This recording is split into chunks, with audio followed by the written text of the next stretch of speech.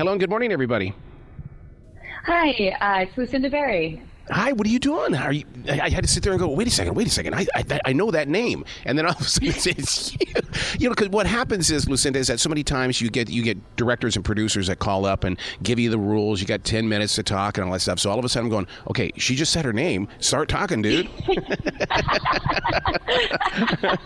Hello, hi, it's me.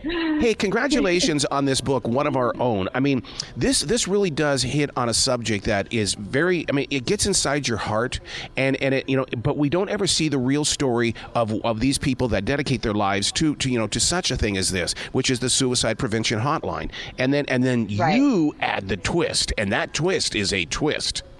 Thank you. I'm glad you liked it. It was a fun one. I'm the queen of twists, so. How does it, that when you put a book like this together, how does it move through you? Because I mean, you're bringing your emotions through those paragraphs, so obviously you have to feel it as well. Well, yes, but I do think just because of my background. So I don't know what you know about my background, but I'm actually a former psychologist that specialized in trauma. So I am very, very desensitized in comparison to your average person, right? So the things I've seen, the things I've experienced, what I've walked through with other people are some of the most horrific things that can happen to a person in real life. So when I'm telling a story and when I'm writing, I do come to it from that perspective and that place where I'm able to sit in really dark spaces, you know? So some of what I write and a lot of what I write gets pretty dark. And One of Our Own is one, you know, it definitely is a dark thriller. So do you know someone like Felicia? I mean, for you to really bring Felicia together, you know, I know as a writer, I like to envision somebody and to be able to bring them to life. And it's usually somebody that I know. Yeah, I mean, she's very loosely based on a former colleague of mine. Mm-hmm. Yes, yeah. And then a lot of the protocol, I mean, all of the protocol with the things that are happening at the center, the stuff that happens afterwards when she's working with her, you know, all of that is pretty standard of anybody that's worked in mental health and dealt with anyone that's in a crisis, you know. So, and that's sort of the moral dilemma throughout the whole part, you know, is her professional side of her that, you know, has the moral and professional and ethical obligation. And then there's this, you know, maternal part of her that has, you know, the desire to protect the people that she loves and cares about. Yeah, and that professional in her is challenged with the way that you write because something happens, and it could be somebody inside her family or somebody that she knows. And I mean, to stay professional during this, oh my God, I mean, you can feel the heartbeat. And I mean, she breaks protocol, right? Yeah. I mean, that's the whole thing. A call comes into the suicide prevention hotline center, and it's a teenage girl that's in deep distress, and she does the thing that any psychologist has been taught not to do. She does it, you know, she breaks protocol and she gives her personal cell phone number, you know, because her heart just goes out to her and she's, you know, in danger and all of these things. And so yeah, she breaks the rules, which anyone that's been in that position as a therapist or a psychologist or anyone really working in mental health, we've all wanted to do, right? We've all wanted to do that. Anybody that has a heart, you know, you want to have the kids that you work with, you want to take them home with you, you know? So yeah, she has that piece, and that's where it begins really in the very first chapter, is that first phone call and that, you know, her handing out her cell phone number to Chloe. Yeah. It's so real. I mean, and now I understand the different themes that you're always associated with, like nature versus nurture, and Yes. so when you get that bigger and better picture of what's going on, you're going, oh my God, Lucinda is up to something here. Yes, I mean, that's always. I mean, one of the things that's at the crux of all of the stories and books that I tell is sort of examining this idea of, can a child be born bad, right? I mean, oof, that digs at your psyche. So yeah, that theme sort of runs throughout, and there's always, the debate between nature versus nurture, and every single one of my books, one of our own being no different. Yeah. As that author, when you're putting the words down, now you also think about, that you're on BookTok. Do you write for BookTok, or how is it that, because that's two completely different things. That's audio versus visual. Yes. Well, so here was the thing that was really unique about one of our own, and that I absolutely loved about this project, is that because I knew it was only going to be audio, I did write it in a different way. I knew it was going to be shorter. It was going to be novella length, which always is a different challenge.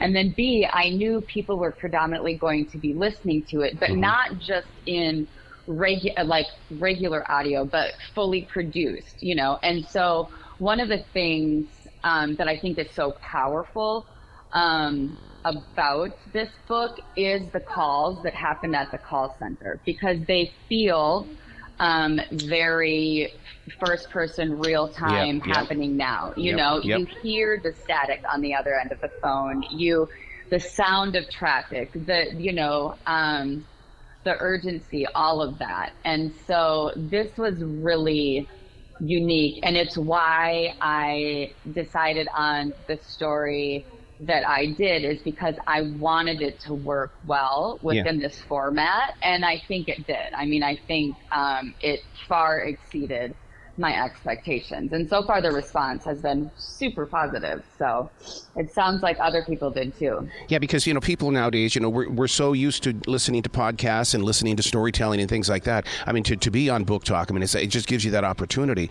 to continue what you love in life, and that is listening to the story and then becoming a part of it. Yes, absolutely.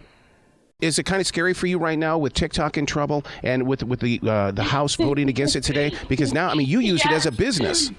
Yes, it is terrifying to me. Yeah, I mean, very soon all of it could be gone, and I have loved BookTok. It's been one of, I love that entire community. So for me, yeah, it would be really sad if it was gone. There's been just amazing communities developed there. I have a huge reader base there that I love dearly, and so if